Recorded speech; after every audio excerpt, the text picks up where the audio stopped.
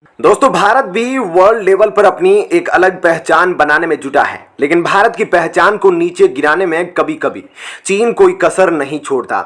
लेकिन अब भारत भी उस स्थिति में आ चुका है कि वह चीन को रुला सकता है। ऐसा ही कुछ भारत ने किया है और भारत के एक स्ट्राइक यानी कि एक बैन से चाइना मानो हिल गया है। आपको बता दें कि आखिर भारत ने क्या कुछ बैन किया है, जिसके बाद चीन में जरूर खलबली मच गई है। दोस्तों, भारत सरकार ने अब मेक इन इंडिया को बढ़ावा देने के लिए एक बड़ा फैसला लिया है और उन्होंने लैपटॉप और कंप्यूटर के आयात पर बैन की घोषणा कर दी है। भारत सरकार ने एक नोटिफिकेशन जारी करते हुए कहा कि अब इन सारे सामानों के आयात के लिए वैध लाइसेंस की जरूरत होगी।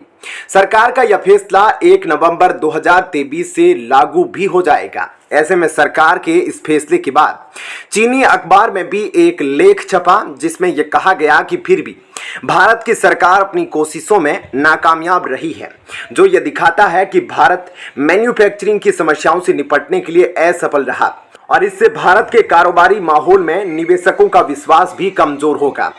भारत के लैपटॉप और टैबलेट बाजार में विदेशी ब्रांड्स का दबदबा है, क्योंकि भारत के घरेलू ब्रांड्स लगातार खराब प्रदर्शन कर रहे हैं। भारत सरकार का यह कदम भारत का एक और स्पष्ट प्रदर्शन है, लेकिन मुश्किल यह है कि विदेशी निवेश के लिए बेचैन भारत सरकार लगातार विदेशी कंपनियों के लिए मुश्किलें खड़ी कर रही है, चाहे वे Xiaomi जैसी चीनी कंपनियां हो या फिर सेल, नोकिया, IBM, वॉलमार्ट जैसी दूसरी विदेशी कंपनियां हो। भारत कभी भी उनके खिलाफ जांच शुरू करने और विदेशी कंपनियों पर जुर्माना लगाने का बहाना ढूंढ सकता है। ऐसे में दोस्तों, चीन के इस स्टेटमेंट से चीन को काफी दर्द साफ तौर पर झलक रहा है, क्योंकि चीन की कई कंपनियों पर भारत में छापे पड़े हैं, पूछताछ हुई है और चीन को इससे भी ऐतराज है।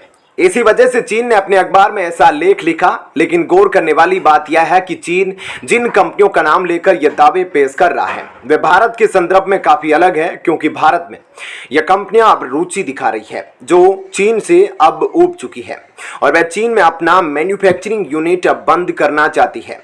और यह कंपनियां एशिया में भारत को एक मजबूत विकल्प के तौर पर देख रही है और यही कारण है कि विदेशी कंपनियां अब चीन में अपनी मैन्युफैक्चरिंग यूनिट ने लगाकर भारत में अपनी फैक्ट्रियां लगाना चाहती है।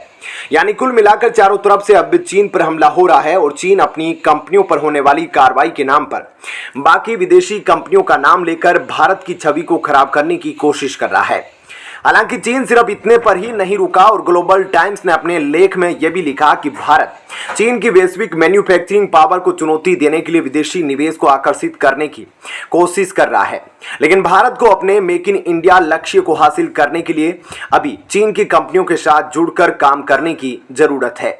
हालांकि भारत पहले ही जाहिर कर चुका है कि वह चीन पर अपनी निर्भरता को घटाएगा और इसके लिए भारत पहले भी कई बड़े फैसले ले चुका है, जिसमें से एक फैसला अभी यह साबित हो रहा है। चीन ने अपने इस लेख के अंत में भारत को नसीहत भी दी और कहा कि अगर मोदी सरकार कारोबारी माहौल में सुधार नहीं करती, विदेशी कंपनियों के साथ पक्षपात वाले व्यवहार को कम नहीं करती, तो इंफ्रास्ट्रक्चर में बड़ा निवेश नहीं करती, तो ज्यादा विदेशी निवेश हासिल करने और इंफ्रास्ट्रक्चर का निर्माण करना मुश्किल होगा।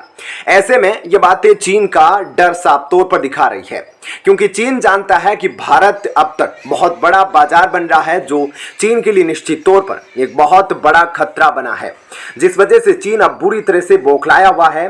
तो दोस्तों, ऐसे में इस खबर के बारे में आपकी क्या राय है, हमें कमेंट करके जरूर बताइएगा। धन्यवाद। जय हिंद।